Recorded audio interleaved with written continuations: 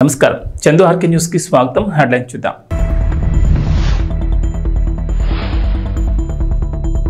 ధరణిలో జరిగిన తప్పుల సవరణకు అవకాశం.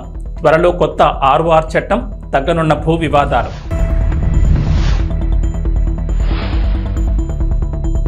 ఒలింపిక్ స్థాయి ప్రమాణాలతో స్పోర్ట్స్ అకాడమీలు, అథ్లెట్లకు శిక్షణలో కొరియన్ స్పోర్ట్స్ యూనివర్సిటీ. ముఖ్యమంత్రి రేవంత్ రెడ్డి సమాలోచనలు.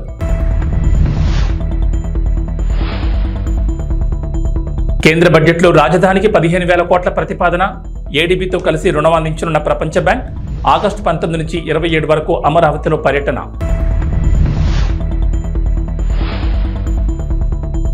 తెలంగాణకు రెయిన్ అలర్ట్. పలు జిల్లాల్లో భారీ వర్షాలు. వాతావరణ శాఖ హెచ్చరికలు.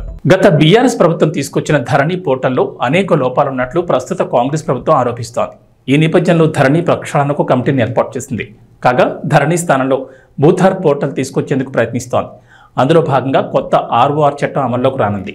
ఈ చట్టం అమల్లోకి వస్తుంది. గ్రామాల్లో ఉన్న ఇళ్ల స్థలాలకు కూడా ప్రభుత్వం హక్కుపత్రాలు ఇస్తుంది. ప్రస్తుతం వ్యవసాయ భూములకు పాస్ పుస్తకాలు జారీ చేస్తుండగా అదే మాదిరిగానే ఇళ్ల స్థలాలకు కూడా పాస్ పుస్తకాలు జారీ చేయనున్నారు. ఈ నిర్ణయం వల్ల 10,894 గ్రామాల్లోని ఇళ్ల స్థలాల యజమానులకు ప్రయోజనం చేకూరుతుందని ప్రభుత్వం అంచనా వేస్తోంది. ఈ నిర్ణయం వల్ల భూతాన్, ఇతర వివాదాస్పద భూములను మినహాయిస్తే దాదాపు 8 లక్షల ఎకరాలకు హక్కుపత్రాలు దక్కవచ్చునని ప్రభుత్వం అంచనా వేస్తోంది. కొత్త ఆర్ఓఆర్తో సాదా బైనామా దరఖాస్తులకు కూడా పరిష్కారం లభిస్తుందని అధికారులు చెబుతున్నారు. వాటిని కూడా పరిశీలించి హక్కుపత్రాలను జారీ చేయనున్నారు. ఈ అధికారులను ఆర్డీఓలకు కట్టబెట్టనున్నారు. భూములకు విశిష్ట సంఖ్య భూధార్ కేటాయింపు జరిగితే దేశంలోనే ఈ ఘనత సాధించిన తొలి రాష్ట్రంగా తెలంగాణ నిలవనుంది. ప్రస్తుతం మండల స్థాయిలో భూ రికార్డుల నిర్వహణ జరుగుతుండగా కొత్త ఆర్ఓఆర్ చట్టంతో గ్రామ స్థాయిలో భూ రికార్డుల నిర్వహణ సాధ్యం కానుంది. మన దేశంలో స్పోర్ట్స్కి అంత ప్రాధాన్యం ఇవ్వరనే అపవాదం ఉంది. స్కూళ్లలో పిల్లలకు చదువులు తప్ప ఆటలపై ప్రత్యేక దృష్టి పెట్టేలా వ్యవహరించరు. దీంతో ఒలింపిక్స్ వంటి విశ్వవేదిక క్రీడల్లో మన దేశానికి పెద్దగా పథకాలు రావడం లేదు. ఈ నేపథ్యంలో తెలంగాణ ప్రభుత్వం కీలక నిర్ణయం తీసుకుంది. హైదరాబాద్లో యంగ్ ఇండియా స్పోర్ట్స్ యూనివర్సిటీని ఏర్పాటు చేయాలని రేవంత్ ప్రభుత్వం నిర్ణయించింది. అంతర్జాతీయ ప్రమాణాలతో నిర్మిస్తున్న ఫ్యూచర్ సిటీలో నిర్మించే స్పోర్ట్స్ హబ్లో దీన్ని ఏర్పాటు చేయనున్నారు. దాదాపు 12 వివిధ క్రీడల అకాడమీలను ఇందులో ఏర్పాటు చేయాలని ప్రభుత్వం భావిస్తోంది. వీటిలో అంతర్జాతీయ స్థాయి అధునాతన మౌలిక సదుపాయాలు ఉంటాయి. ఈ స్పోర్ట్స్ హబ్లో sports science centre, sports medicine centre కూడా అందుబాటులో ఉండేలా ఏర్పాట్లు చేస్తారు. కొత్తగా స్థాపించిన స్కిల్ యూనివర్సిటీ తరహాలోని తెలంగాణ స్పోర్ట్స్ యూనివర్సిటీకి యంగ్ ఇండియా స్పోర్ట్స్ యూనివర్సిటీ అని పేరు పెట్టాలని ప్రభుత్వం నిర్ణయించింది. దీనికి అనువైన స్థలంగా ప్రస్తుతం హక్కింపేటలో ఉన్న స్పోర్ట్స్ స్కూల్ లేదా గచ్చిబౌలిలోని స్పోర్ట్స్ కాంప్లెక్స్లను పరిశీలిస్తున్నారు. సదరు క్యాంపస్ను ఒలింపిక్ స్థాయి అంతర్జాతీయ ప్రమాణాలుండేలా అప్గ్రేడ్ చేయాలని నిర్ణయించారు.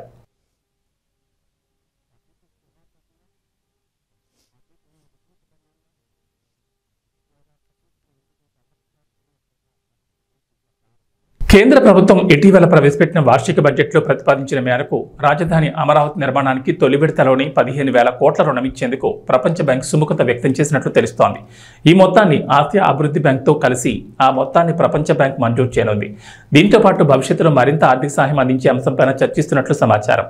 ఈ నేపథ్యంలో ప్రపంచ బ్యాంక్, ఏడీబీలకు చెందిన ప్రతినిధుల బృందం ఆగస్టు 19 నుంచి 27 వరకు రాజధానిలో విస్తృతంగా పర్యటించనుంది. రుణ మంజూరుకు సంబంధించిన వివిధ అంశాలపై రాష్ట్ర ప్రభుత్వం సిఆర్డీ అధికారులతో చర్చించనుంది.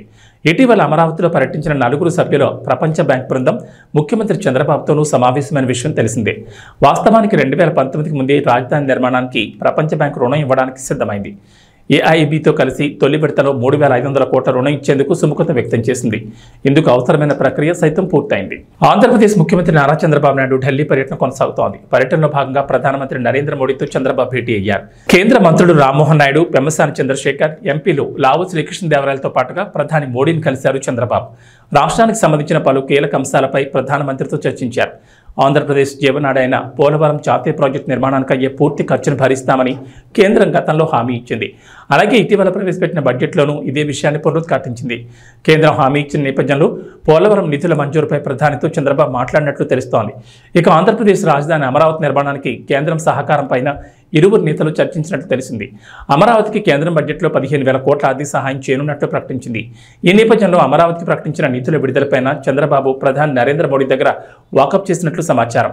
వీటితో పాటుగా వెనుకబడిన జిల్లాల జాబితాలో ఉన్న 8 జిల్లాలకు ఆర్థిక సహాయం కింద నిధులు విడుదల చేయాలని ముఖ్యమంత్రి చంద్రబాబు నాయుడు ప్రధానమంత్రిని కోరినట్లు తెలిసింది. సుమారు గంట పాటు జరిగిన భేటీలో ఇంకా పలు అంశాలపై ఇరువురు నేతలు చర్చించుకున్నట్లు సమాచారం. అలాగే కొత్త రుణాలపైన చంద్రబాబు ప్రధాని వద్ద ప్రస్తావించినట్లు తెలిసింది. వైఎస్ జగన్ హయాంలో చేసిన రుణాలను రీషెడ్యూల్ చేయాలని ప్రధాని కోరినట్లు సమాచారం. ప్రభాస్ కొత్త సినిమా షురూ అయింది. డార్లింగ్ ప్రభాస్తో హను రాఘవపూడి తీయబోతున్న ప్రాజెక్టుకు సంబంధించిన పూజా కార్యక్రమాలు శనివారం ఘనంగా జరిగాయి. ఇక ప్రభాస్ తరసన నటించబోతున్న కొత్త హీరోయిన్ కూడా ఈ కార్యక్రమంలో సందడి చేసింది. ప్రభాస్ తరసన ఇమాన్వి అనే అమ్మాయి నటిస్తోంది. ఈమె గురించి ప్రస్తుతం నెట్టింట్లో బాగానే రీసెర్చ్ చేస్తున్నారు. ఈమె ఫోటోలు, వీడియోలు సోషల్ మీడియాలో రేంజ్లో ట్రెండ్ అవుతున్నాయి. ఆమె డాన్సులకు అందరూ ఫిదా అవుతున్నారు. నటి పేరు ఇమాన్వి, అతని పేరు ఇమాన్ ఇస్మాయిల్. ఈమె నటి మాత్రమే కాదు, డాన్సర్, కొరియోగ్రాఫర్ కూడా. డాన్స్ ఆధారపడుతుంది. ఆ డాన్స్ ద్వారానే సినిమాలో అవకాశాలు దక్కించుకుంది. ఈమె డాన్స్ వీడియోలు బాగా వైరల్ అయ్యాయి. ఇమాన్వికి ఇన్స్టాగ్రామ్లో 6 లక్షల పైగా, యూట్యూబ్లో సుమారు 5 లక్షల ఫాలోవర్లు ఉన్నారు. ఇమాన్వి 1995 అక్టోబర్ 20న ఢిల్లీలో జన్మించింది. ఢిల్లీలోని MBA PG పూర్తి చేసింది. కాలేజ్ రోజుల నుంచే డాన్స్తో బాగా పేరు సంపాదించుకుంది. ఆ తర్వాత అమెరికాలో ఓ డాన్స్ అకాడమీలో శిక్షణ తీసుకుంది. వెస్టర్న్ డాన్స్తో పాటు భారతీయ సంప్రదాయ భరతనాట్యం, కూచిపూడిలోనూ ఇమాన్వికి ప్రవేశం ఉంది. డాన్స్తో పాటు ఆమె ప్రదర్శించే హావభావాలు అదనపు ఆకర్షణ. ఇక ఈ పూజా కార్యక్రమంలో ఇమాన్వి ప్రభాస్ కనిపించిన తీరుకు అంతా ఫిదా అవుతున్నారు. ప్రభాస్ను చూసి ఇమాన్వి పడిపోయిందని జనాలు అనుకుంటున్నారు. ప్రభాస్ను ఇమాన్వి చూస్తున్న తీరుపై ఫన్నీగా కామెంట్లు పెడుతున్నారు.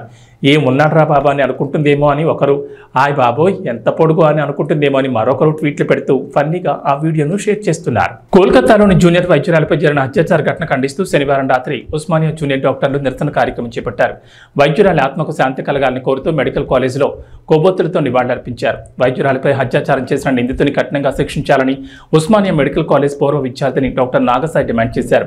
దేశంలో ఎలాంటి ఘటనలు పునరావృతం కాకుండా ఉండాలంటే పటిష్టమైన చట్టాలను తీసుకురావాలని కోరారు. ప్రతి మెడికల్ కాలేజ్, హాస్పిటల్స్లో విమెన్ సెల్ని ఏర్పాటు చేయాలన్నారు.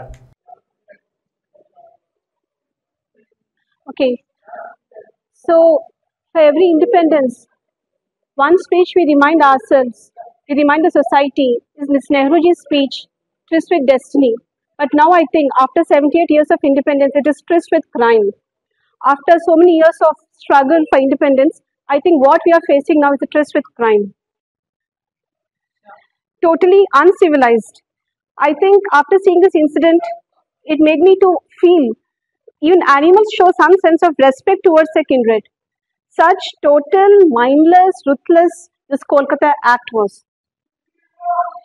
And it's time to remind ourselves, tell ourselves, it's not just high standard schools.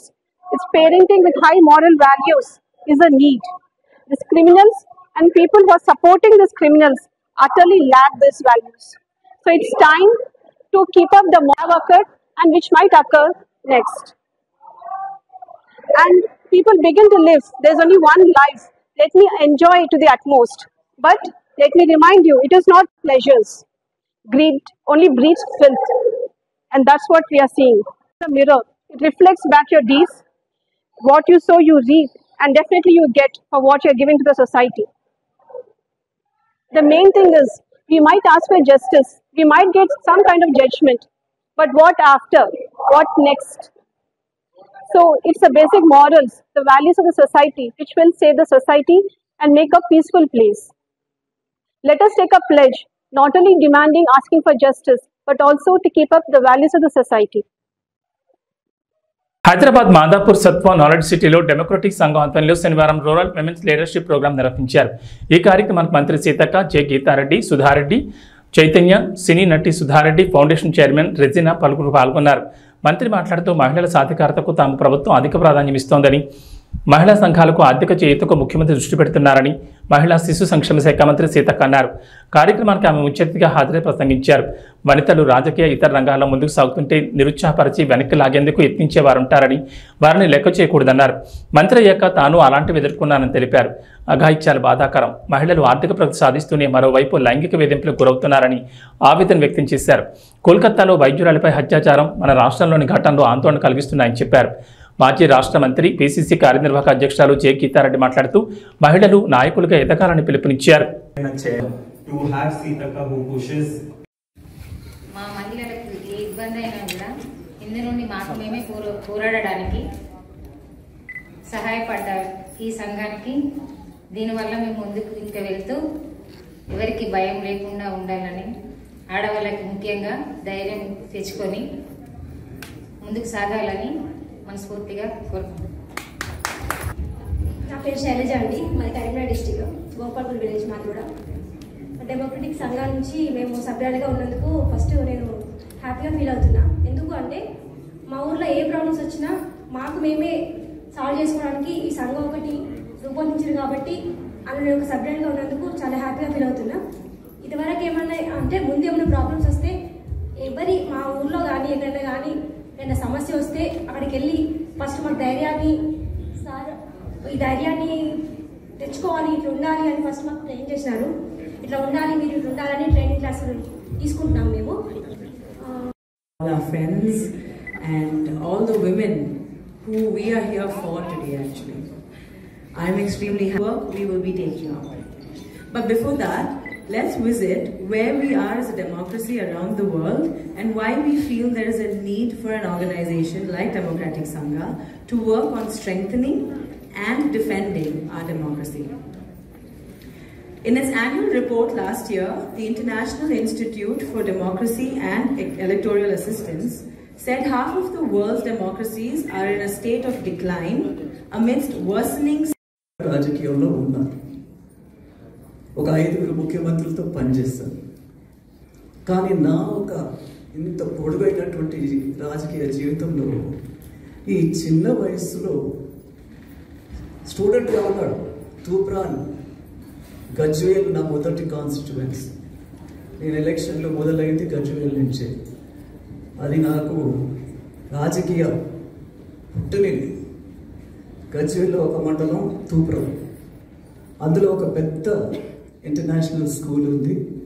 ఆ స్కూల్ నన్ను చాలా కాస్త ఎక్కువగానే పిలిచేది ప్రతి ప్రోగ్రామ్కి, చీఫ్ గెస్ట్ అనుకుంటాను. ఎమ్మెల్యేలకి, లోకల్ ప్రతినిధులకి, లోకల్ మంత్రులకి ఇది ఒక ప్రెషర్ మాకు ఉంటుంది. అప్పుడు ఈ అబ్బాయి వచ్చి నన్ను మాట్లాడించేవాడు. He's barely 17, but he used to talk like something much beyond even my thinking. I said, oh God, this guy is a little over. గారు అండ్ రెజీనా గారు ఒక మంచి డెమోక్రటిక్ సంఘ తీసుకురావడం చాలా చాలా ఇది ఈ సమాజానికి అవసరం. మీరు అన్నట్టుగా యాజ్ ఏ పొలిటికల్ లీడర్స్ మేము ఎంతో చేయాలని వస్తాం.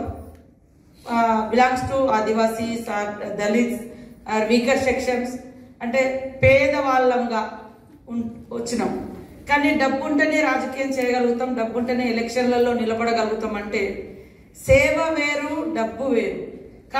కాబట్టి వీళ్ళలో సేవ చేసే సామర్థ్యం ఉందా లేదా ఈ మహిళలు, లేదా ఈ ఫౌండర్ జరీనా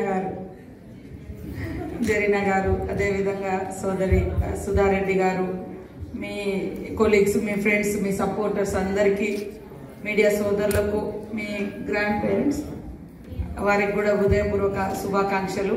ముఖ్యంగా గ్రామీణ ప్రాంతాల నుంచి వచ్చినటువంటి ఉద్యమాల గడ్డ కరీంనగర్ గడ్డ, అక్కడ వచ్చినటువంటి చైతన్యము ఉద్యమాల నుంచి వచ్చింది. అక్కడ అలాంటి ఉద్యమాల నుంచి నేను కూడా వచ్చిన. నేను ఇక్కడికి వచ్చిన తర్వాత అమ్మ కూడా అంటుంది democratic, what is the democratic Telugu అనేది, అంటే ప్రజాస్వామ్యం అంటే జనరల్గా మర్చిపోతున్నాము అనేది. అంటే ఈరోజు ఆ వర్డ్ అదేదైతే పెట్టుకున్నారో మీరు, ఆ నేమ్, దాంట్లోనే చాలా పవర్ కనబడుతుంది, స్ట్రాంగ్ వర్డ్. ఎందుకంటే ప్రతి ఒక్కరికి కావాల్సింది ప్రజాస్వామ్యం, democratic way of living and question to government or any one. అది అంటే మనకు ఆ స్వేచ్ఛ, ఆ ప్రజాస్వామ్యం ఉండాలి. అది ఉండే విధంగా తిరుపతి టీటీడీ పరిపాలనా భవనంలో షార్ట్ సర్క్యూట్ కావడంతో ఒక్కసారిగా మంటలంటుకున్నాయి. కారిడియంలో ఉన్న ఫైల్స్ దగ్ధమైనట్లు తెలుస్తోంది. టీటీడీ పరిపాలనా భవనం ఎగ్జిక్యూటివ్ ఇంజనీర్ భార్కర్ క్యాబిన్ లో ఈ ఘటన జరిగింది. ఘటనా ప్రాంతాన్ని టీటీడీ ముఖ్య భద్రతా అధికారి పరిశీలించి మీడియాతో మాట్లాడారు. తిరుమల తిరుపతి దేవస్థానం అడ్మినిస్ట్రేటివ్ బిల్డింగ్ ఎనెక్స్ బ్లాక్లో డిఈ గారి ఛాంబర్లో ఒక చిన్న అగ్ని ప్రమాదం జరిగింది. దానికి సంబంధించినంత వరకు వెంటనే పొగ బయటకు రావడంతో ఉన్న ఫైర్ స్టాఫ్ దాన్ని కంట్రోల్ చేయడం జరిగింది. తర్వాత ప్రజెంట్ ఉన్నటువంటి లోకల్ సివిల్ పోలీస్, ఈస్ట్ పోలీస్కి దానికి సంబంధించినటువంటిది ఇవ్వడం జరిగింది. వాళ్ళకి దానికి సంబంధించినటువంటి ఇన్వెస్టిగేషన్ అది జరుపుతూ ఉన్నారు.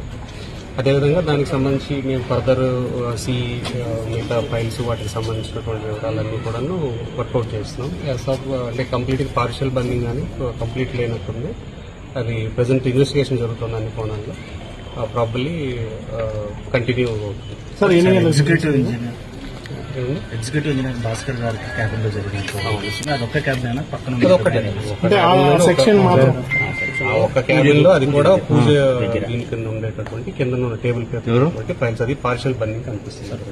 ప్రధానంగా చెప్పినటువంటి ఫైల్స్ ఏమన్నా ప్రెసెంట్ యాజ్ ఆఫ్ నౌ అది ఇన్వెంటరీ జరుగుతుంది. యాజ్ ఆఫ్ నౌ ఇన్వెంటరీ అంతా ఈ ఫైలింగ్ కాబట్టి కాపీ తీసుకున్నాయి. అంటే ఏ సెక్షన్ సంబంధించి రోడ్లా లేకపోతే రుణమాఫీ విషయంలో కాంగ్రెస్ ప్రభుత్వం రైతాంగాన్ని మోసం చేసిందని, దేవుళ్ల మీద ఒట్టు పెట్టుకుని కూడా మాట మీద నిలబడలేదని బీజేపీ జిల్లా అధ్యక్షుడు గంగాడి కృష్ణారెడ్డి అన్నారు. కరీంనగర్ జిల్లా జమ్మికుంటలో స్థానిక బీజేపీ శ్రేణులతో కలిసి నిర్వహించిన సమావేశంలో రైతు రుణమాఫీ అంశంపై మాట్లాడారు. అసెంబ్లీ ఎన్నికలకు ముందు సోనియా గాంధీ పుట్టినరోజు కానుకగా డిసెంబర్ 9 నాటికి 40,000 కోట్ల రూపాయల రైతు రుణమాఫీ ఏకకాలంలో చేస్తానన్న రేవంత్ రెడ్డి మాట మీద నిలబడలేదని మండిపడ్డారు.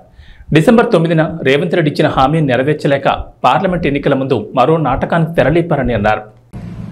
రేవంత్ రెడ్డి గారి నేతృత్వంలోని కాంగ్రెస్ ప్రభుత్వం ఎన్నికల సమయంలో అనేక హామీలు ఇచ్చి ముఖ్యంగా రైతులకి ఏకకాలంలో 2 లక్షల వరకు రుణమాఫీ చేస్తా అని చెప్పి ఇచ్చినటువంటి హామీని ఎన్నికలై 8 నెలలు గడిచిన తర్వాత కూడా ఇప్పటికీ కూడా రుణమాఫీ చేయకుండా కేవలం ప్రకటనలకు మాత్రమే 3 విడతలుగా రుణాలను మాఫీ చేస్తున్నామని చెప్పి కోట్లాది రూపాయలను పత్రికా ప్రకటనలకు టీవీలలో యాడ్స్ కోసం ఉపయోగించి ప్రజాధనాన్ని దుర్వినియోగం చేసి గొప్పలు చెప్పుకొని ఊరూరా సంబరాలు చేసి సిగ్గు లేకుండా రుణమాఫీ చేయకుండా వ్యవహరిస్తున్నటువంటి రేవంత్ రెడ్డి ప్రభుత్వం నిన్నటికి మొన్న 15 ఆగస్టు నాడు మరి 3 విడతల్లో పూర్తిగా రుణాలు మాఫీ చేస్తా అని చెప్పినటువంటి ప్రభుత్వం పూర్తిగా కూడా రైతులను మోసం చేసే వ్యవహారంతో కేవలం ఒక దగా చేయాలన్నటువంటి ఆలోచనతో ఉన్నది తప్ప రైతులకు నిజంగా రుణమాఫీ చేద్దామన్నటువంటి ఉద్దేశం ఈ రాష్ట్ర ప్రభుత్వానికి లేదు. వాళ్ళ యొక్క ఇచ్చినటువంటి లెక్కలు వాళ్ళ తేల్చినటువంటి వాళ్ళ యొక్క వ్యవహారమే ఎగ్గొడదామన్నటువంటి రుణమాఫీని ఎగ్గొట్టి కేవలం పూట గడుపుకోవడానికి మాత్రమే వ్యవహరిస్తున్నట్టుగా స్పష్టంగా కనిపిస్తుంది. దానికి ముఖ్యమైనటువంటి మనము చూస్తే ఒక రాష్ట్ర ప్రభుత్వం SLBC state level bankers committee తేల్చినటువంటి రుణాలు 49,500 కోట్ల రూపాయలు ఉన్నాయని ఈ పంట రుణాలు. రాష్ట్ర ప్రభుత్వము కేబినెట్ కమిటీ అని చెప్పి ఒక కమిటీ వేసి వాళ్ళు తెలిసింది 31,000 కోట్లు, కానీ బడ్జెట్లో కేటాయించింది 26,000 కోట్లు. వాస్తవానికి 3 విడతలుగా రుణాన్ని మాఫీ చేసినా అని చెప్పి అది కూడా ఇంకా పూర్తిగా అమలు కాలేదు. ఇచ్చిన విడుదల చేసినటువంటి ప్రభుత్వం చెప్పినటువంటి లెక్కలు కేవలం 17,933 కోట్ల రూపాయలు మాత్రమే. అంటే ఈ లెక్కలు బట్టి చూస్తే అర్థమవుతుంది ఈ రాష్ట్ర ప్రభుత్వానికి రైతులను మోసం చేయాలన్నటువంటి ఆలోచన తప్ప రుణమాఫీ చేద్దామన్నటువంటి ఆలోచన లేదు. కేవలం పబ్బం గడుపుకున్నటువంటి వ్యవహారం నడిపిస్తున్నది. మీకు సిగ్గు శరం ఉంటే వెంటనే మరి ఈ యొక్క రుణాలు ఏవైతున్నాయో మీరు ఇచ్చినటువంటి హామీ మేరకు మరి 3 విడతలుగా హామీ అని చెప్పిన 15 ఆగస్టు లోపల రుణాలు మొత్తం విముక్తులను చేస్తా అని చెప్పినటువంటి మన రాష్ట్ర ప్రభుత్వం వెంటనే రుణ విముక్తుల్ని చేయాలని చెప్పి మేము భారతీయ జనతా పార్టీ డిమాండ్ చేస్తున్నది. మీరు రైతులను ఇంకెన్నో రోజులు చేయరు. రైతులంతా కూడా 15 ఆగస్టు వరకు మా రుణాలు మాఫీ అయితే అని చెప్పి వాళ్ళు ఎదురు చూసారు. మీరు ఫస్ట్ విడత ఇచ్చినటువంటి ₹1,00,000 లోపల రుణాలు ఏవైతే మాఫీ చేస్తున్నారో దానిలో 20-30% మాఫీ కూడా కాలేదు. అదేవిధంగా సెకండ్ విడత 1,50,000 వరకు రుణమాఫీ అని చెప్పారు. అందులో కూడా ఎవరు కూడా కానటువంటి పరిస్థితి. నిన్న అనౌన్స్ చేసినటువంటి 2 లక్షల వరకు రుణమాఫీలో కూడా ఎక్కడ కూడా ఇప్పటి వరకు పూర్తిగా కేవలం 20-30% రైతులకు మాత్రమే ఈ రుణమాఫీ వర్తించిన ప్రకటన చేసింది తప్ప ఎక్కడ మిగతా 70% రైతులకు ఇంకా మీరు రుణాలు అందించాల్సిన రుణమాఫీ చేయాల్సిన బాధ్యత మీ మీద ఉన్నది. ఇక వాతావరణ విషయానికి వస్తే తెలంగాణలో వర్షాలు వేయడం లేదు. రాష్ట్రంలో నేడు కూడా భారీ వర్షాలు కురుస్తాయని హైదరాబాద్ వాతావరణ శాఖ అధికారులు వెల్లడించారు. ఆవర్తనం ద్రోణి ప్రభావంతో తెలంగాణలోని పలు జిల్లాల్లో నేడు వర్షాలు కురుస్తాయని చెప్పారు. వీటికి తోడు దక్షిణాన నైరుతి రుతుపవనాలు ద్రోణిని ఏర్పాటు చేశాయని చెప్పారు. ఉత్తర కర్ణాటక తెలంగాణను ఆనుకుని ఒక తుఫాన్ లాంటి సుడి ఏర్పడిందని తెలిపారు. దీని నుంచి ఒక ద్రోణి దక్షిణ వైపు ఉందని, వీటన్నిటి ప్రభావంతో 2 తెలుగు రాష్ట్రాల్లోనూ విస్తారంగా వర్షాలు కురుస్తాయన్నారు. నేడు నిర్మల్, నిజామాబాద్, జగిత్యాల, పెద్దపల్లి, మహబూబ్ నగర్, ఆదిలాబాద్, ఆసిఫాబాద్, మంచిర్యాల, నాగర్ కర్నూల్, వనపర్తి, నారాయణపేట, జోగులాంబ గద్వాల, హైదరాబాద్, రంగారెడ్డి, వికారాబాద్, సంగారెడ్డి, నల్గొండ జిల్లాల్లో భారీ వర్షాలు కురిసే అవకాశం ఉందని వెల్లడించారు. ఈ మేరకు ఆయా జిల్లాకు ఎల్లో అలర్ట్ జారీ చేశారు. వర్షానికి తోడు భారీగా ఈదురుగాలులు వీస్తాయన్నారు.